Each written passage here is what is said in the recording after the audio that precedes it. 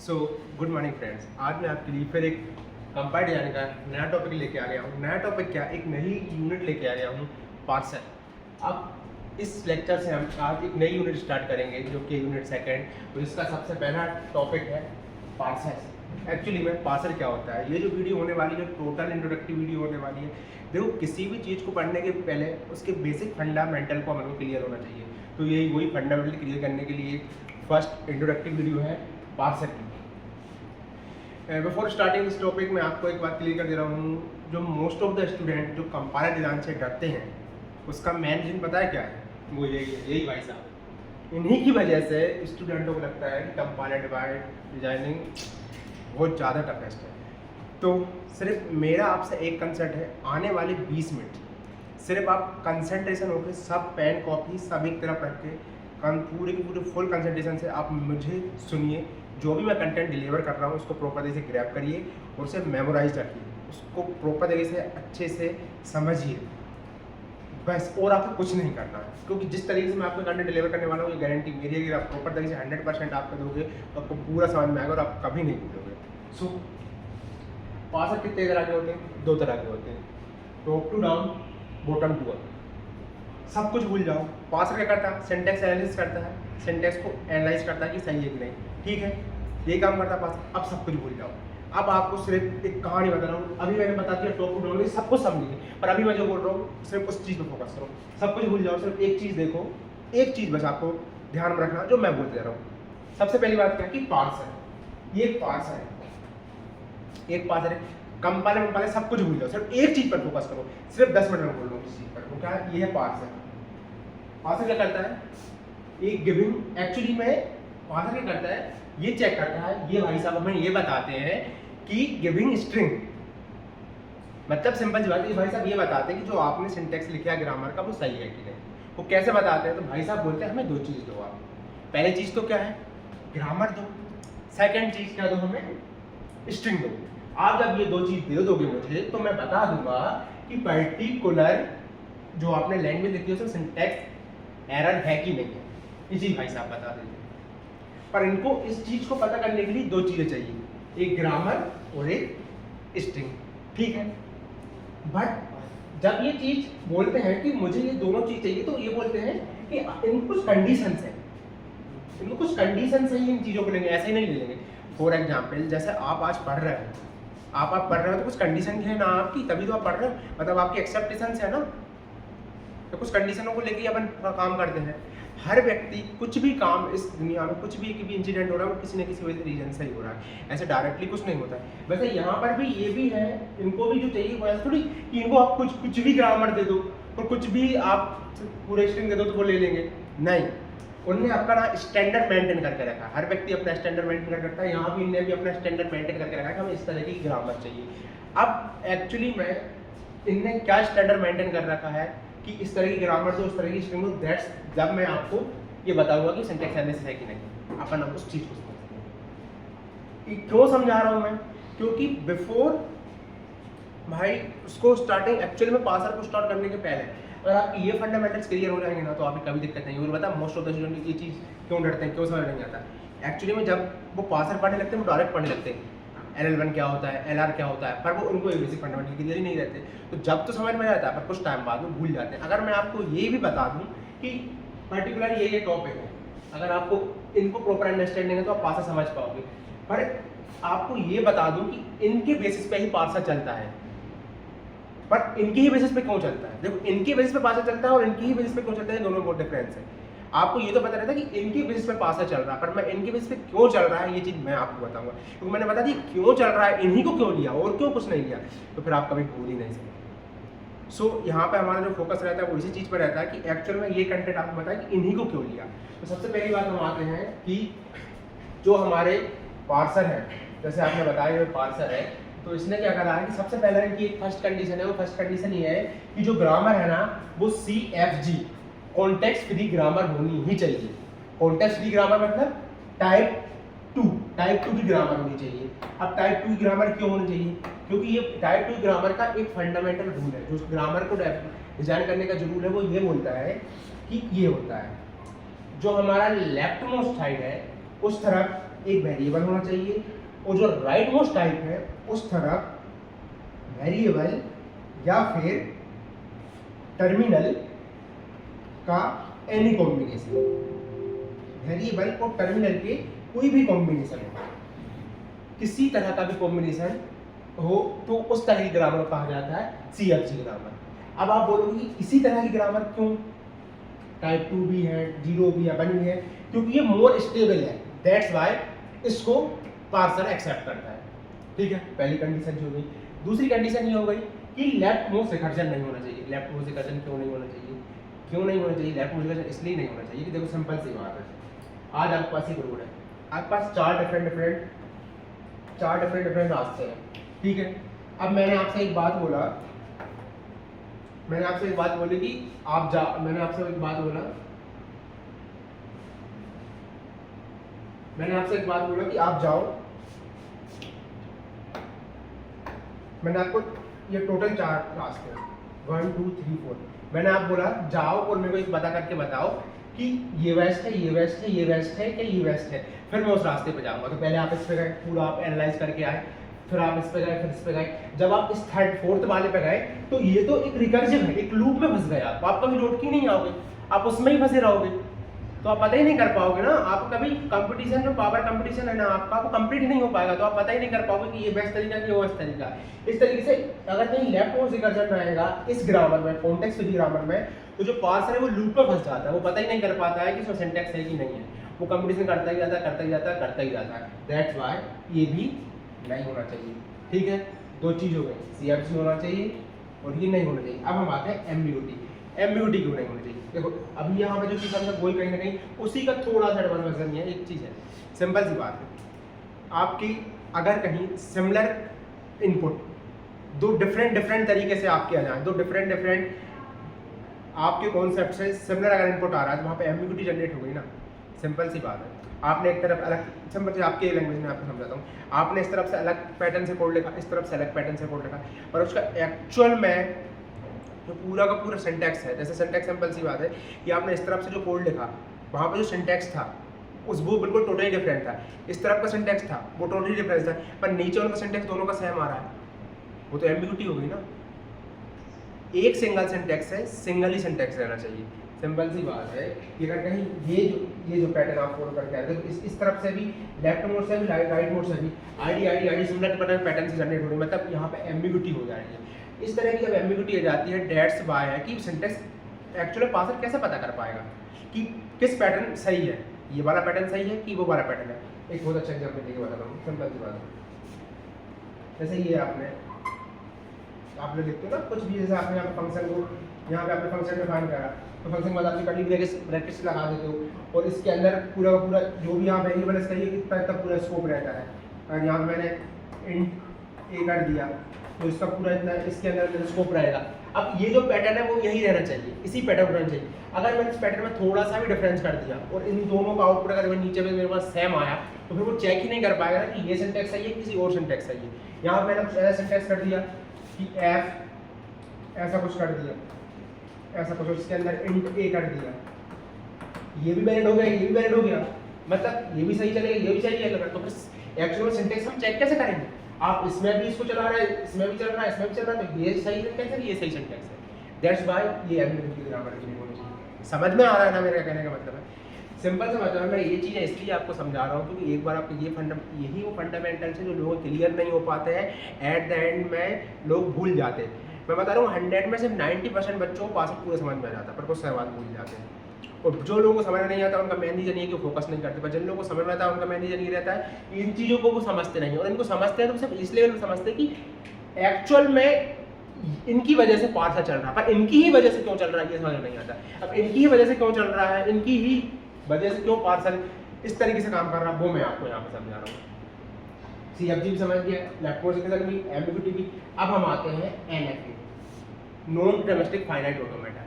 इसमें भी वही समस्या है, आप इन तीनों में कहीं ना कहीं कंफ्यूज हो। इसमें क्या दिक्कत है वो आप बताओ। इसमें ये दिक्कत है कि सिमिलर इनपुट पे आप तो डिफरेंट स्टेज पे पहुंच रहे हो। यहाँ भी वही बात है, एम्बिग्यूटी जैसी एक बात मैं आपको समझा रहा हूँ। सिंपल सी बात है, आपने एक सिमिलर, एक इसमें भी वही बात हो रही है, आपने एक यहाँ पर भी एप्सिलॉन दिया, आप क्यू बार स्टेज पे चले गए, यहाँ पे भी आपने क्यू नोड पे भी आपने एप्सिलॉन दिया, आप क्यू3 स्टेज पे भी चले गए। मतलब अब आप सिमिलर सिंटेक्स को लेके दो डिफरेंट तरह के आउटपुट्स जनरेट कर रहे हो। यहाँ पे क्या करते हो, डिफरेंट सिंटेक्स को लेके सिमिलर आउटपुट जनरेट करते हैं। यहाँ क्या है, सिमिलर इनपुट को लेके आप डिफरेंट टाइप आउटपुट होंगे। यहाँ पर भी आप सिंपल सी बात है, पार्सर एक बात बोलता है कि एक सिंगल तरीके से एक सिंगल आउटपुट ही जनरेट होगा। आप एक पैटर्न से हमेशा वही चीज़ को जनरेट कर पाओगे आप। और इस पैटर्न से आपने यहाँ पे भी कुछ गलत जनरेट कर लिया, फिर यहाँ से यहाँ पे गलत कर लिया, तो वो फिर नहीं एक्सेप्ट करता। सिंगल पैटर्न से सिंगल ही कर पाओगे। सिमिलर सी बात है ना यार। आपका जैसा आज आप किसी के दोस्त हो, तो आज आप उसके दोस्त हो, तो आप जिस तरीके से उससे बात कर सकते हो, सिर्फ आप ही उससे उस पैटर्न में बात कर सकते हो ना। वही पैटर्न अगर वो और किसी के साथ भी आप वही बर्ताव कर ले, तो क्या आप उसे पसंद करोगे ना? क्योंकि आपकी जो बॉन्डिंग जो टाइम के साथ हुई है या जो एटमॉस्फेयर के साथ हुई, वो सिर्फ आपके, जब आप दोनों एक दूसरे से बात करोगे, तो जिस तरह का एनवायरनमेंट आपके बीच में बनेगा, वो किसी और के साथ नहीं बन सकता। क्योंकि हाँ, उससे अच्छा बन सकता है, उससे बुरा नहीं बन सकता है, और वो एग्जैक्टली वो नहीं बन सकता नहीं। और वो अगर कहीं वैसा बन गया तो फिर एम्बिग्यूटी जनरेट हो जाएगी। वो तो फिर आप एक्सेप्ट करोगे कभी चीज़, फिर तो आप बोलोगे यार तुम तो सबके सामने अलग अलग तरीके से फेस रखते हो, तो ये वैलिड है कि नहीं है ना ये वैलिड। तो यहाँ पर भी पार्सर के साथ यही कंडीशन है। सो ये अपने पॉइंट आपको क्लियर हो गए प्रॉपर तरीके से। ये एक्चुअल में पार्सर ने क्यों बोलता है कि मुझे कुछ कंडीशन चाहिए। सिंपल सी बात है, हर व्यक्ति सिंपल बात है, पार्सर है। अब हमें कुछ भी तो यहाँ दे नहीं सकते ना, कुछ भी तो यहाँ पे लैंग्वेज आप दो नहीं सकते, कुछ लिमिटेड या कुछ हाई स्टैंडर्ड से या प्रोवाइड करा सकते हो ना। तो इसी का ये स्टैंडर्ड डिफाइन कर दिया उसने, उसका स्टैंडर्ड है कि मुझे इस तरीके से पूरे पैटर्न अगर मेरे पास रहेगा, तो फिर मैं आपको जो भी आपको ग्रामर दोगे उसके बेस पे मैं आपको एक्चुअल में बताऊंगा कि सिंटैक्स एक्चुअल में एरर है कि नहीं है। बेसिक अपना क्लियर हो गया। अब हम आते हैं प्रॉपर तरीके से हमारे पार्सर है। अभी इस वाले एंड को छोड़ो, अभी तक मैंने आपको क्या बताया कि उनकी एक्चुअल में उनकी ही जरूरत क्यों रही, उस कंडीशन ने पार्सर ने वो कंडीशन क्यों रखी, ये मैंने समझाया। ये नहीं समझाया कि कौन कौन सी कंडीशंस है, वो क्यों है, इस पर फोकस करा। अब मैं आता हूँ कि पार्सर टॉप डाउन और बॉटम अप। चलो अब पार्सर रखा, तो फिर इतने सारे पार्सर्स क्यों हम बने? जब पार्सर टॉप डाउन था तो फिर हम बॉटम अप में क्यों गए? टॉप डाउन में भी दो क्यों गए? अब हम इस पहले इन चीज़ों, बेसिकली ये थोड़ा डिटेलिंग में हो रहा है। अगर आपको ये समझ में बेटर अंडरस्टैंडिंग आपकी हो पाई, तो आप या तो कोडिंग कर रहे हो या फिर थ्योरी एग्जाम दे रहे हो या न्यूमेरिकल एग्जाम दे रहे हो, आपको कहीं दिक्कत नहीं। अब हम आते हैं top down parser. Top down parser में क्या होता है कि हम एक्चुअल में टॉप टू डाउन पार्सिंग करते जाते हैं, टॉप टू डाउन सिंटैक्स को एनालाइज करते जाते हैं, इसीलिए इसे कहा जाता है टॉप डाउन पार्सर। इसमें दो टाइप है, एक रिकर्सिव और इसी को ब्रूट फोर्स भी कहते हैं, और एक है LL1 पार्सर। अब हम बताते हैं रिकर्सिव और LL1 पार्सर। फर्स्ट पे आते हैं रिकर्सिव। रिकर्सिव मतलब ब्रूट फोर्स प्रोसेस। आपने सिंपल सी बात है, आपने यहाँ पे जैसे आप देख पा रहे हो कि यहाँ पे आपको ये ग्रामर दी है, ये सिंटैक्स दी है, तो आप एक एक बार ए लेके पूरे को एक बार रिवर्स से करते जाओगे, ये वाला पूरा पाथ फॉलो करोगे, ये जनरेट हो रहा नहीं हो रहा, फिर आप दूसरे वाले को ले लो, फिर जनरेट हो रहा, फिर बैक ट्रैक कर जाओगे, तीसरे वाले को ले लो, फिर बैक ट्रैक कर जाओगे, चौथे वाले को ले लो। ऐसे करके आप बैक ट्रैक करते आप पूरे पार्सर को चेक करते हो। ये ब्रूट फोर्स को होता है, मतलब रिकर्सिव तरीके से होता है। बट LL1 में क्या होता है, LL1 पार्सर में क्या रहता है कि LL1 में पार्सर अगर आपने एक बार को ए चेक करा, तो आप डायरेक्ट एक ही बार जाओगे और ए को लेके ही आओगे। ऐसा नहीं कि एक बार चेक करा, फिर आप किसी बैक ट्रैक कर रहे हैं, फिर दूसरे रास्ते पे गए, उसे फाइंड करा, फिर तीसरे रास्ते को, नहीं। एक्चुअल में LL1 के पास अपनी कुछ पावर रहती है, वो डायरेक्टली पता कर लेता है कि ए कहाँ है, सी जाता है और ए को लेके आता है, फिर पता कर लेता है बी कहाँ, बी को लेके आता है, सी जाकर पता कर लेता है। तो दैट्स वाई रिकर्सिव से ये एक स्टेप आगे है। क्यों है? क्योंकि अगर कहीं छोटी मोटी लैंग्वेज रही तो ठीक है, पर लाइन्स और नंबर ऑफ लाइन्स अगर बहुत ज़्यादा वास्ट रहा ना, तो वहाँ ये रिकर्सिव लगाने में तो टाइम कॉम्प्लेक्सिटी बहुत ज़्यादा इंक्रीज हो जाएगी और कंप्यूटेशन पावर CPU की बहुत ज़्यादा ही वेस्ट हो जाएगी। दैट्स वाई हमको LL1 पार्सर पर मूव ऑन करना पड़ा। अब LL1 पार्सर एक्चुअल में क्या है? LL1 पार्सर मतलब L मतलब लेफ्ट टू राइट। जब जो अपनी पार्सर ट्री बनता है, मैंने जैसे आपको बताया अभी, जैसे जो अपना ट्री बनता है, ये जो ट्री बनता है ना, तो LL1 पार्सर, इसका मैं बताता हूँ।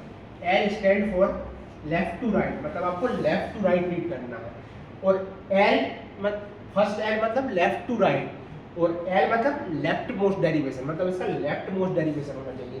तभी तो हमने बोला है कि लेफ्ट मोस्ट रिकर्जन नहीं होना चाहिए, हम लेफ्ट मोस्ट डेरिवेशन को यूज करते हैं, और हमने यही से रीड करना स्टार्ट किया, तो रिकर्सिव फंसा जाता है, ये तो लूप में ही फंसा जाएगा। हम रीड ही नहीं कर पाएंगे लेफ्ट मोस्ट से, बिल्कुल इन्फिनिटी तक जाता जा रहा है ये इन्फिनिटी, तो लूप में फंस जाएगा। That's why left most recursion नहीं होना चाहिए, क्योंकि L stand for left to right read, L stand for left most recursion होना चाहिए। और वन क्या बोल रहा है, वन का मतलब है one symbol one look ahead, one look ahead मतलब एक बार में आप एक ही बाइट को या सिंबल को लोगे और आप चेक करोगे। जैसे यहाँ पे आपकी लिस्टिंग है ना, यहाँ से वन लुक अहेड, एक बार में आपको एक को लेना है और आपको चेक करना है कि एक्चुअल में इस ग्रामर में ये वैलिड है कि नहीं। अब आपको समझ में आ गया कि L1 पार्सर क्या है। L मतलब left to right, L stand for left most derivation, और वन स्टैंड फॉर सिंगल बार में एक सिंगल वन लुक अहेड। ठीक है, ये चीज़ आपको क्लियर हो गई। अब हम आते हैं हमारे सेकंड वाले पे, बॉटम अप पार्सर। अब ये बॉटम अप पार्सर है, देखो बेसिकली अभी तक तो जो था कि टॉप डाउन पार्सर पढ़ा, अब हमने बॉटम अप पार्सर में ऐसा क्या है कि हमको बॉटम अप पे मूव करना पड़ा। बेसिकली दिक्कत पता है बच्चों क्या होती है, जब बच्चों को ये समझाते हैं ना रिकर्सिव क्या होता है, L1 क्या होता है, LR पार्सर क्या होता है, वो समझ जाते, पर एक्चुअल में कभी कोई ये नहीं बताता कि जब L1 था तो फिर हमें LR पे क्यों मूव करना पड़ा, LR 0 पे क्यों मूव करना पड़ा, SLR पे क्यों मूव करना पड़ रहा है जब ये था। अगर ये चीज पैटर्न समझ में आ जाएगी, इसमें कुछ ना कुछ तो ऐसे डिमेरिट्स होंगे, दैट्स व्हाई हमको इस पे मूव करना पड़ा। ये चीज क्लियर हो गई ना, तो फिर कभी दिक्कत इस चीज में नहीं आती। अब मैं बताता हूँ इस पे एक्चुअली क्या था कि यहाँ तक क्या था कि इसकी जो कंडीशन थी वो स्ट्रिक्टेड थी। स्ट्रिक्टेड कैसे थी कि ये जो पार्सर थे टॉप डाउन पार्सर ये बोलता था कि ये ऑल कंडीशन वेरीफाई होना चाहिए, मतलब वो बोलता था कि भाई NFA भी नहीं होना चाहिए, एम्बिगुअस भी नहीं होना चाहिए, लेफ्ट मोस्ट रिकर्जन भी नहीं होना चाहिए। बट जब टॉप डाउन आए तो टॉप डाउन ने क्या बोला कि लेफ्ट मोस्ट रिकर्जन रहेगा तो चलेगा, लेफ्ट मोस्ट रिकर्जन में अगर कहीं ग्रामर में लेफ्ट मोस्ट रिकर्जन रहेगा तो चलेगा, मैं उसके बाद भी ये चेक करूंगा कि उसमें एक्चुअल में सिंटैक्स एनालिसिस है कि नहीं। क्यों, इसमें सबसे पहले जो आया LR पार्सन आया, LR पार्सन ने ये बोला L stand for left to right और R stand for right most recursion. मतलब अगर आपकी जैसे कि मैं आपको समझाऊं इजी है, अब वो R स्टैंड फॉर LR क्या बोल रहा है, L stand for left to right and R stand for right most derivation के राइट तरफ से ही आपको रीड करना है। तो यहाँ पर तो लेफ्ट मोड अगर रिकर्सन रहेगा तो कोई दिक्कत ही नहीं, क्योंकि हम राइट, सबसे बड़ी बात तो राइट मोड डेरिवेशन है और उसके राइट से ही हम रीड करना स्टार्ट कर रहे हैं, तो लेफ्ट मोड रिकर्सन रहेगा भी तो क्या टेंशन है, कोई दिक्कत ही नहीं है। दैट्स व्हाई इसको LR पार्सर को मोर पावरफुल देन बोला जाता है LL1 पार्सर। फिर हम मूव ऑन करें किस चीज पे, LR 0 पे, फिर SLR, फिर LA, फिर एक्चुअली हम मूव ऑन करें इस पे CLR, देन हम LALR। पर in the term of power की बात करें, तो CLR सबसे ज़्यादा पावरफुल है, फिर उसके बाद LALR है। बट अगर हम न्यूमेरिकल बेस पे करने के लिए जाएं तो पहले हमें CLR करना पड़ता, फिर ही कहीं LR को हम फाइंड कर सकते हैं। अब ये चीज़ तो मैंने बता दी। अब मैं आता हूँ किस पे, LR, SLR और CLR। अभी इसको आप थोड़ी देर के इन तीनों में क्या डिफरेंस है, इन तीनों कुछ डिफरेंट है। देखो जब LALR बना तो उसने अपना 100% दिया, पर कुछ ना कुछ उसमें थोड़े ना कुछ ड्रॉबैक्स आ रहे थे। ड्रॉबैक्स ये आ रही थी कि जब इसकी थोड़ी सी टेबल फॉर्म होती थी तो वो कुछ ज़्यादा ही वैल्यूज़ को कंसिडर कर रहा था, मैनुअली आपको पूरी वैल्यू को फिलअप करने में ज़्यादा टाइम लग रहा था। तो फिर इसमें इसका जो डीबेट्स थे वो हटाए, फिर देन इसमें आया तो हमने फर्स्ट एंड फॉलो का जो कॉन्सेप्ट था और क्लियर करा, जिससे कि सीधा हमें पता चल जाता था कि किस रो की किस कॉलम में सीधे हमें वैल्यू इंसर्ट करती है। फिर CLR टोटली डिफरेंट करना है, हमने सीधा का सीधा पहले ही बता दिया कि फॉलो की मदद से कि एक्चुअल किस रो की किस कॉलम में जाके सीधा आपको वैल्यू इंसर्ट करना है।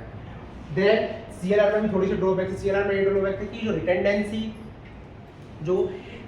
रिटेंडेंसी थी वो एक्चुअली बहुत ज़्यादा फिलअप हो जाती थी, तो उनको भी सॉर्ट करने के लिए LALR आया। LALR ने कहता कि जो भी रिटेंडेंस वैल्यूज हो उनको मर्ज करके एक सिंगल वैल्यू में कर दिए, जिससे कि पूरी ओवरऑल जो हमारी आखिर में जो टेबल बनती है इसकी ग्रेड मिनिमम फिल होते हैं। मिनिमम फिल होने से कहीं ना कहीं हमारे टाइम पे कॉम्प्लेक्सिटी इंक्रीज होती है, मतलब कम से कम टाइम में हम जल्दी से जल्दी सेंटेंस को एनालाइज कर पाते हैं। दैट्स व्हाई पूरा का फ्लू चल का फ्लो हो पाया। और इसी में एक रहता है ऑपरेटर प्रिसिजन पार्सर। इसमें भी ऑपरेटर प्रिसिजन पार्सर में भी कुछ नहीं रहता, नॉर्मल रूल्स एंड रेगुलेशन रहते हैं। उसमें ये रहता है कि आपके 3 ऑपरेटर्स एंड एक ऑपरेंड होने चाहिए। अब उसे किस तरीके से अरेंज करना है, वो जो एक्चुअल कॉन्सेप्ट है वो मैं पूरे LL1 LR CLR इन सबको प्रॉपर तरीके से आपको समझाऊंगा। देन उसके बाद एट देन ये पूरा पार्सर खत्म करने के बाद फिर हम इस टॉपिक को पढ़ेंगे। ये भी पार्सर का ही टॉपिक है, पर फर्स्टली हम इस वाले सेक्शन को कंप्लीट करेंगे, फिर पूरा इस सेक्शन को हम कंप्लीट करेंगे, फिर यहाँ से पूरा कंप्लीट करते हुए फिर हम इस सेक्शन पे आएंगे। देन मैं आपको ये बताता हूँ। अगर इसमें कुछ डाउट हो तो आप कमेंट करिए, तो फिर से उस टॉपिक को प्रॉपर तरीके से आपको एक्सप्लेन करूँगा। Thank you.